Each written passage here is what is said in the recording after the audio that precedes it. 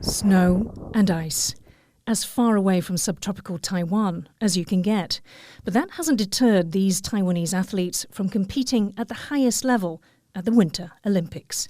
19-year-old Li Wenyi is the first Taiwanese woman to ever compete in the alpine skiing women's slalom event.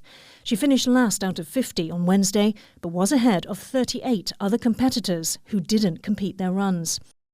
Speed skater 33-year-old Huang Yiting on Thursday finished 24th in the women's 1,000-metre race, ahead of 6 other skaters.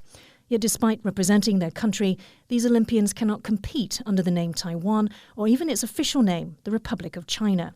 On the athletes' kit is printed the logo for Chinese Taipei, the name Taiwan's athletes have competed under since 1984, under pressure from China.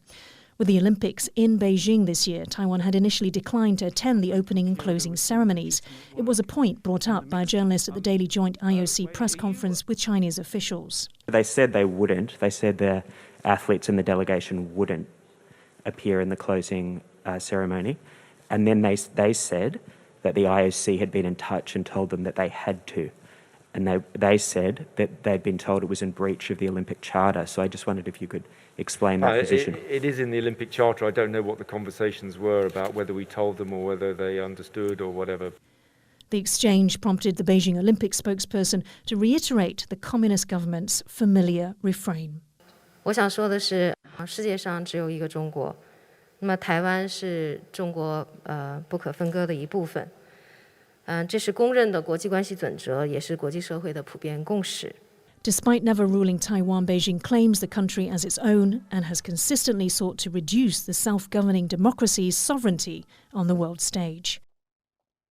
Many Taiwanese are resigned to using the name that denies Taiwan its sovereignty, but one voice remains defiant: independent lawmaker Freddie Lim.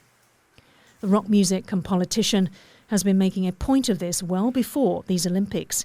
His uncensored feelings made at a concert in 2014 were put on an international stage again last year during a special show on Taiwan by one of America's most popular late-night hosts, John Oliver. Just how ludicrous it is.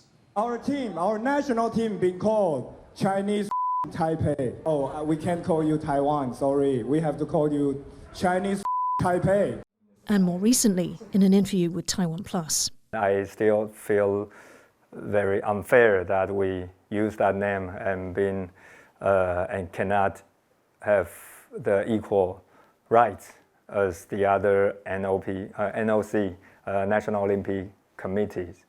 So I hope that in near future we can change that. But with these Olympics putting China firmly on the world stage, trying to find a place for itself in world bodies has been a monumental uphill battle for Taiwan against China's influence. Patrick Chen and Khvat for TaiwanPlus.